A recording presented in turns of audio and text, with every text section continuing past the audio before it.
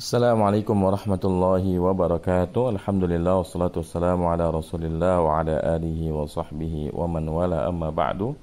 Alhamdulillah, segala puji bagi Allah Subhanahu wa taala. Allah mudahkan kita melanjutkan majlis kita yang membahas kitab Al-Wadih fi Nahwi. Dan sekarang kita akan membahas Ad-Darsul Awwalu, dars yang pertama. An-nahwu qawaidu yu'rafu biha dhabtu akhiril kalimati. Nahwu adalah kaidah-kaidah yang dengannya diketahui ketentuan tentang akhir suatu kata. Jadi nahwu itu fokus membahas keadaan akhir suatu kata. Karena kita tahu bahwa dalam bahasa Arab itu akhir kata itu terbagi menjadi dua, ada yang mu'rab, ada yang mabni. Mu'rab artinya bisa berubah-berubah keadaannya, sementara mabni keadaannya selalu tetap. Contoh yang mabni misalnya domir ya. Misalnya huwa, selamanya kita baca huwa, nggak akan berubah menjadi huwu atau hui misalnya. Kemudian juga isim isyarah ya.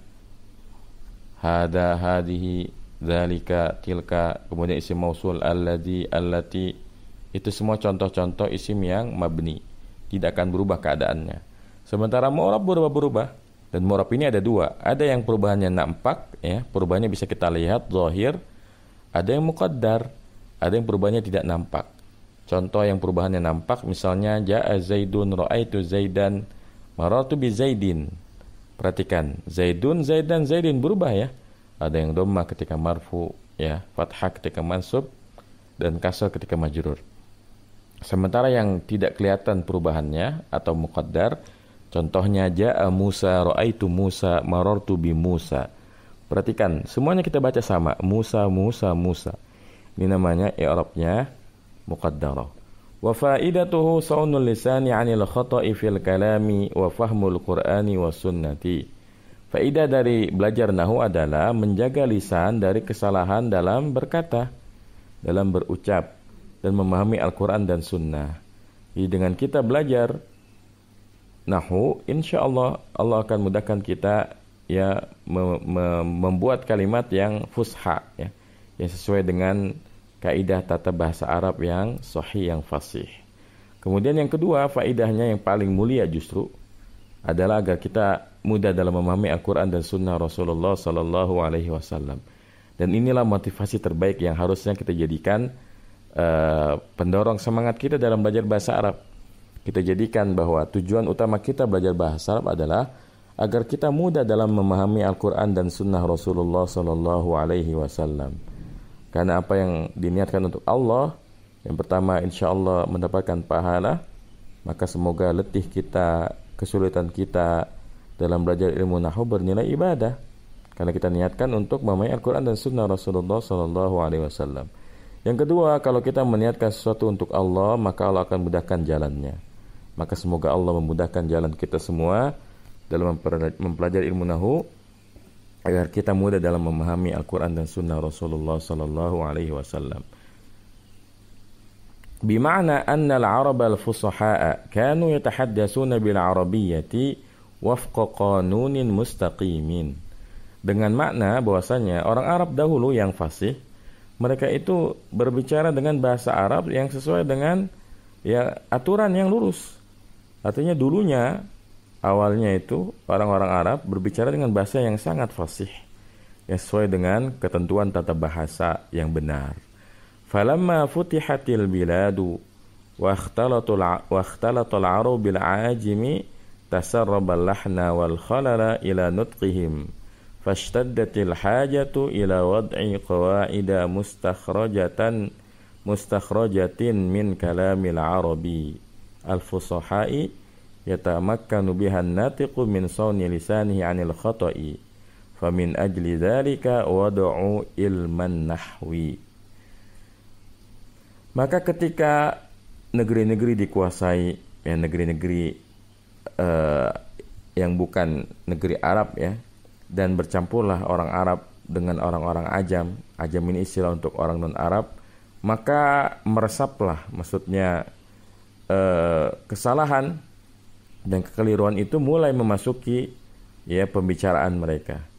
Jadi karena orang Arab mulai bertemu dengan orang-orang Ajam, sehingga bahasa orang Ajam itu mulai masuk ya, mulai diserap ke dalam bahasa Arab.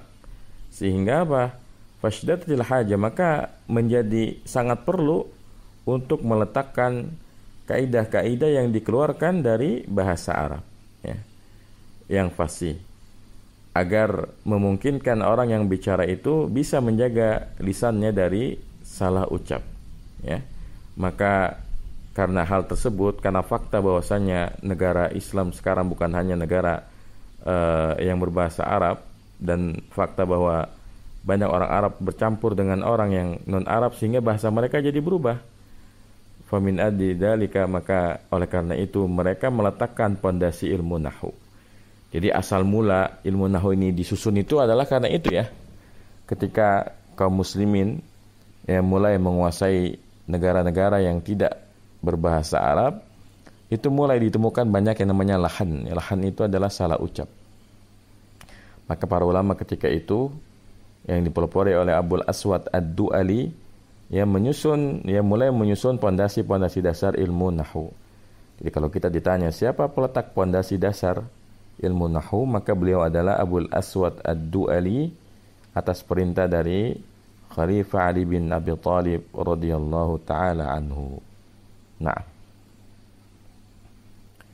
summa inna abhasa hadzal ilmi tata'allaqu bil harfil akhiri minal kalimati fatajiduhu yu'allimuka mata tantiqu biha madmumatan wa mata tantiqu biha maftuhatan aw maksuratan aw sakinatan. Faqaluhu ta'ala alhamdulillahi rabbil alamin nulahidu fihi anna harakatal harfil akhiri minal kalimati kaddali minal hamdi wal ha'i minallahi mukhtalifatan taba'an li qawaidi ilmin nahwi. Nah, kemudian sesungguhnya pembahasan dari ilmu ini berkaitan dengan huruf yang terakhir yang ada pada satu kata. Maka engkau dapati ya bahwasanya ilmu nahwu itu memberitahumu kapan engkau mengucapkan dengan dhammah dan kapan engkau mengucapkan dengan fathah atau kasrah atau sukun.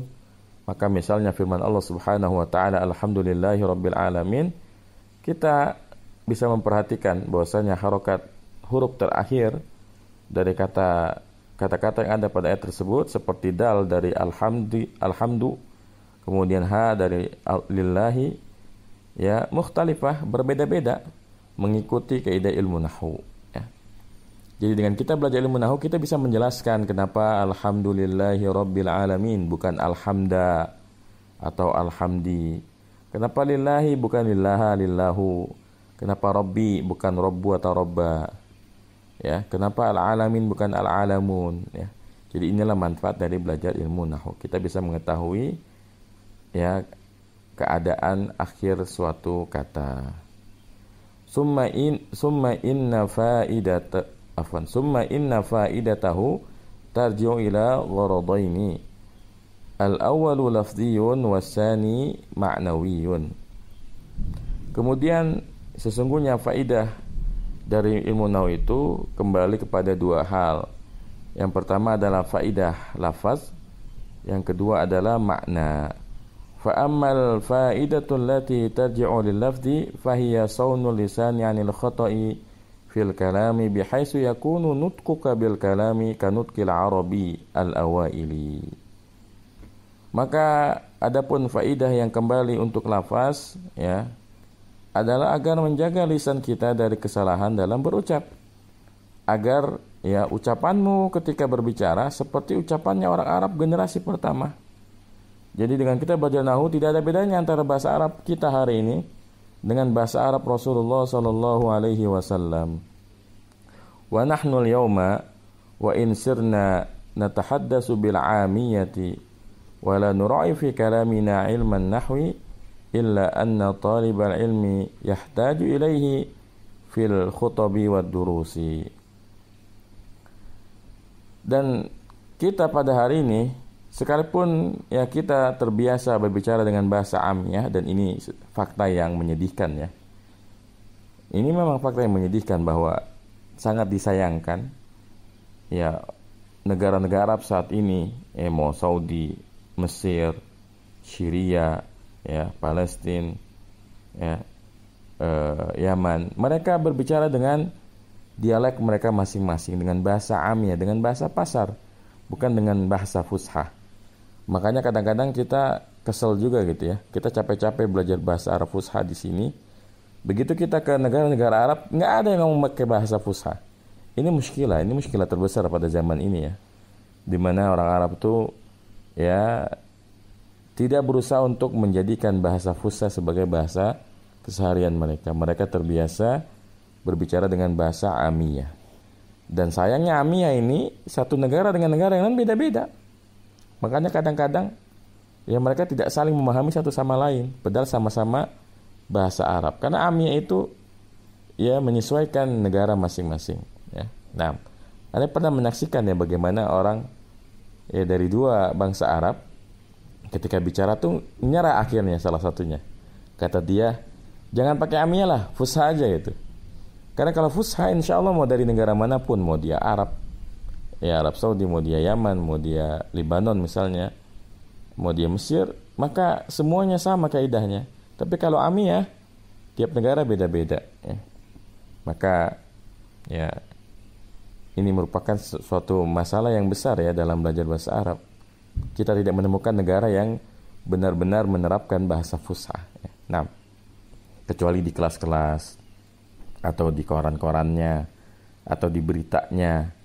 Tapi kan kita mengharapkan ya sehari-harinya ya. Jadi kalau kita misalnya umroh ya, kita bertemu dengan orang Arab, kan kalau ngomongin bahasa fusha enak ya.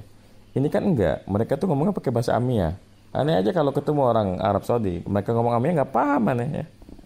Karena aneh nggak lama di Arab Saudi. Ya, kecuali kalau kita udah setahun 2 tahun di Arab Saudi, mungkin kita akan paham. Tapi kan bukan itu masalahnya. Masalahnya adalah sayang sekali, amat disayangkan bahasa fusha itu ditinggalkan oleh mereka.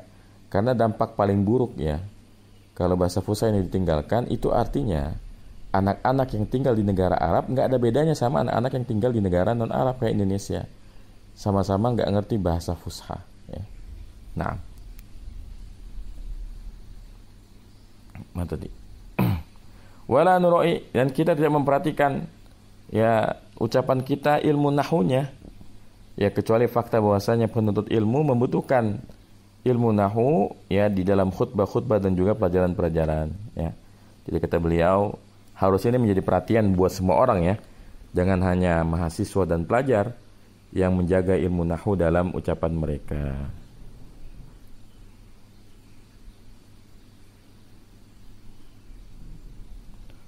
Baik. Wa kadza idza akhadha fi ta'lifi kitabin aw risalatin id yakbahu bihi wa huwa yatakallamu fid dini wa yanzuru ilaihi ala annahu sahibu ilmin wa da'watin an yuharrikal kalimati bisyaklin khati'in. Begitu pula apabila seorang penuntut ilmu ya mengambil ya atau menyusun sebuah kitab atau surat ya, kalau dia buruk ya, kalau dia melakukan kesalahan sementara dia berbicara perkara agama ya, dan ia melihat bahwasannya dia adalah penuntut ilmu dan juga orang yang berjalan jalan dakwah, maka sangat buruk apabila dia memberikan harokat suatu kata dengan bisyaklin khati ya, dengan harokat yang salah ya. Jadi kalau sekarang itu yang memperhatikan masalah nahwu ini hanyalah ya pelajar ya dan mahasiswa yang ada di negara Arab. Adapun orang-orang biasanya kalau kita melihat di keseharian mereka ya di alat-alat transportasi, di tempat-tempat umum, rata-rata mereka berbicara dengan bahasa amiyah. Nah, wa ammal faidatul ma'nawiyatu fahiyal isti'anatu bin nahwi ala fahmil qur'ani wa sunnatin nabawiyyati alladaini huma masdarat tasyri'i. Adapun faidah ma'nawiyah dalam mempelajari ilmu nahwu ya adalah membantu, nahwu itu membantu memahami Al-Qur'an dan sunnah Nabi sallallahu alaihi wasallam, yang mana keduanya adalah dua sumber syariat. Misalu, contohnya ya, misalun contohnya min masaila wa qawaida ilmin nahwi hiya al-fa'ilu marfu'un wal maf'ulu bihi mansubun. Contoh dari perkara dan kaidah ilmu nahwu, ya, fa'il itu marfu sementara maf'ul bihi mansub. Fa idza aradna an nukhbira an Zaidin bi annahu daraba Amran naqulu daraba Zaidun Amran. Fa bima anna Zaidan huwal fa'ilu ay alladhi qama bid-darbi narfa'uhu huna bid-dhammati. Wa bima anna Amran huwal maf'ul bihi ay alladhi waqa'a alaihi ad-darbu nansabuhu huna bil fathati. Nah, maka apabila kita ingin mengabarkan tentang Zaid bahwasanya dia telah memukul Amr, maka kita katakan daraba Zaidun Amran. Ini kaidah yang benar, sesuai nahwu. Daraba Zaidun Amran. Maka dikarenakan Zaid adalah fa'il, artinya orang yang melakukan pemukulan, maka kita rafa'kan dia dengan dhammah.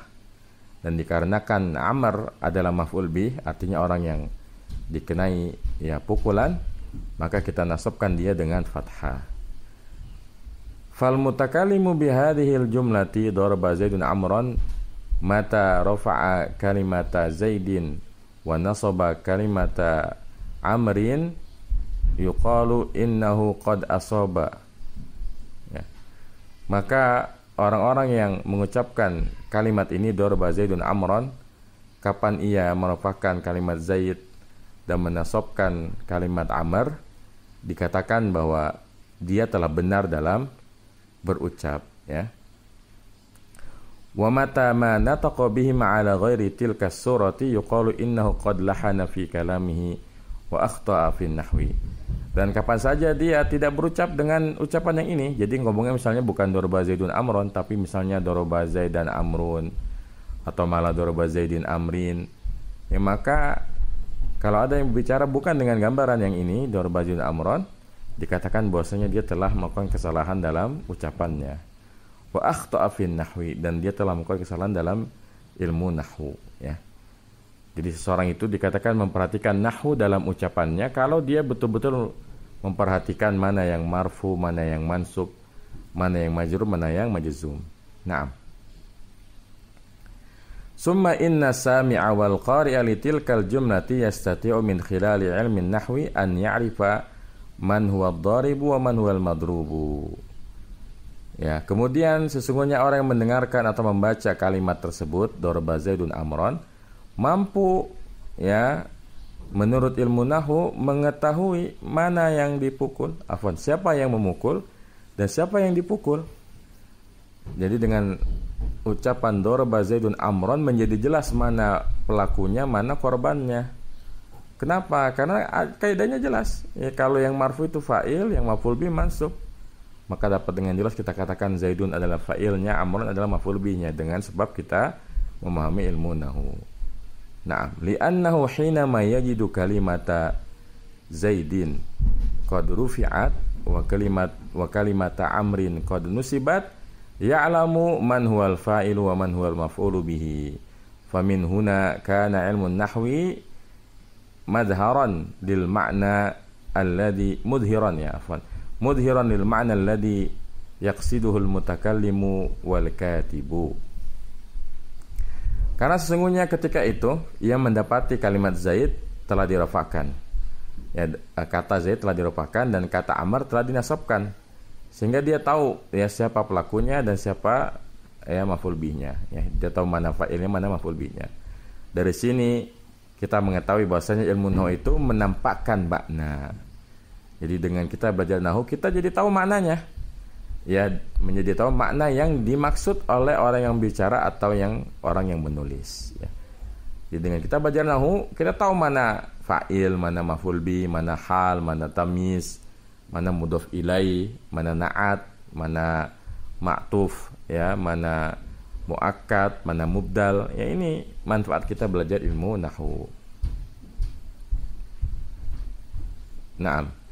Wa idza qara'a al-'amiyyu qala Allah ta'ala hadara Ya'qub al-maut fala'allahu yastashkilu kaifa anna Ya'qub alaihi salam hadara wa ja'a lil mauti fa hal qatala nafsahu hasyahu aw madza, ya. Dan apabila orang yang awam membaca firman Allah Subhanahu wa taala hadara Ya'qubal mautu, ya. Ya, misalnya dia baca hadara Ya'qubal mautu, apa nih artinya kalau kayak gini? Ini kan artinya ya kematian mendatangi Yakub. Maka bisa jadi orang yang awam itu dia tuh bingung ya bagaimana Yakub ya menghadiri atau datang kepada kematian, atau jangan-jangan dia membunuh dirinya sendiri, hasyah ya, tentu tidak mungkin. Atau bagaimana ya. Jadi orang awam mungkin kalau baca ayat ini hadar Yaqubal maut itu kebingungan ya, karena dia nggak tahu ini mana fa'il, mana maf'ul bih ya. Sementara kalau orang yang belajar nahu ya jelas tahu, oh ini kan hadar firmadi.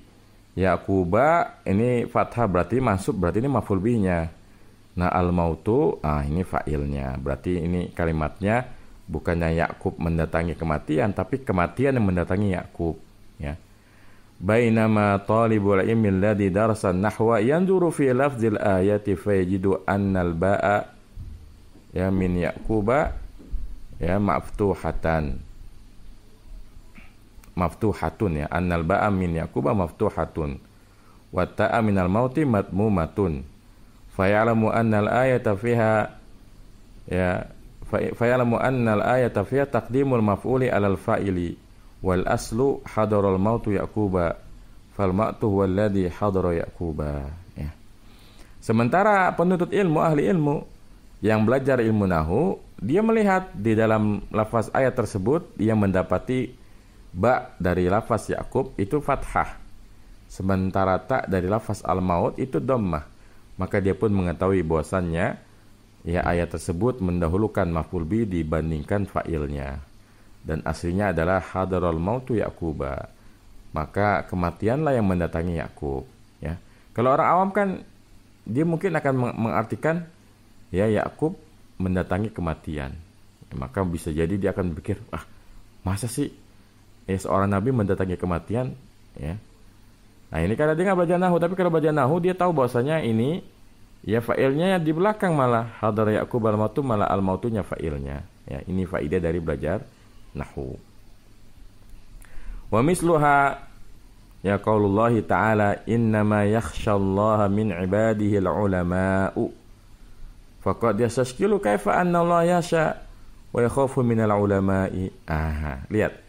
Dan contohnya lagi firman Allah Subhanahu wa taala, sesungguhnya ya yang takut kepada Allah dari para hambanya adalah para ulama. Ini kalau kita menerjemahkannya dengan ilmu nahu. Tapi kalau orang nggak belajar nahu, ya mungkin dia akan mengira bahwasanya Allah yang takut kepada para hambanya, yaitu para ulama ya. Karena dia nggak belajar nahu ya, maka dia sangka yang takut adalah Allah. Padahal kalau dia belajar nahu, dia tahu bahwasanya Allah lafzul jalalah di sini mansub, maka dia maf'ul bihnya. Sementara al-ulama'u fa'il ya marfu, maka dia adalah fa'ilnya. Walakinnana najidu anna lafdzul jalalati maf'ulun bihi ya, mansubun muqaddamun wal ulama'u fa'ilun marfu'un fal ma'na innama yakhshal ulama'ullaha fala iskala ya. Akan tetapi kita mendapati bahwasanya lafdzul jalalah Allah dalam ayat innama yakhshallaha adalah maf'ul bi yang mansub, yang didahulukan dibandingkan fa'ilnya. Sementara lafaz al-ulama fa'il marfu, maka makna dari ayat ini adalah sesungguhnya ya para ulama itu takut kepada Allah, fala iskala, maka tidak ada keraguan di situ, nggak ada masalah di situ kalau paham nahu. Fal khulasatu hiya anna ilman nahwi huwa qawaidu yurafu biha kaifiyatu dabtul harfil akhiri minal kalimati alal kafiyati allati nataqat bihal arabu wa anna ma'rifata qawaidin nahwi tu'inu ala kashfil ma'na alladhi qasadahu al-mutakallimu falida nahtajun nahwa li fahmi kalamillahi wa kalami rasulihi sallallahu alaihi wasallam. Maka ringkasan dari pelajaran yang pertama ini bahwasanya ilmu nahu adalah kaidah-kaidah yang diketahui dengan ilmu tersebut, tata cara menetapkan huruf yang terakhir dari suatu kata dengan ya al-kaifiyah, dengan tata cara yang orang Arab mengucapkannya. Jadi kalau kita memperhatikan tulisan Arab atau ucapan Arab dengan kaidah nahu, maka kita seakan-akan bicara seperti orang Arab Nah, dan sesungguhnya mengetahui kaidah ilmu nahwu akan menolong kita dalam menyingkap makna yang dimaksudkan oleh orang yang bicara. Oleh karena ini, kita membutuhkan ilmu nahwu untuk memahami kalamullah dalam Al-Quran dan juga ucapan Rasulullah Sallallahu Alaihi Wasallam. Jadi ini bagus sekali ya. Di pengantarnya beliau mengingatkan kepada kita bahwa jadikanlah tujuan kita belajar ilmu nahwu agar Allah mudahkan kita dalam memahami Al-Quran dan hadis-hadis Rasulullah Sallallahu Alaihi Wasallam. Demikian pelajaran yang pertama, semoga bermanfaat. Wassallallahu ala nabiyina Muhammadin wa ala alihi washabihi wasallam. Subhanakallahumma bihamdika asyhadu an la ilaha illa anta astaghfiruka wa atubu ilaik. Wassalamualaikum warahmatullahi wabarakatuh.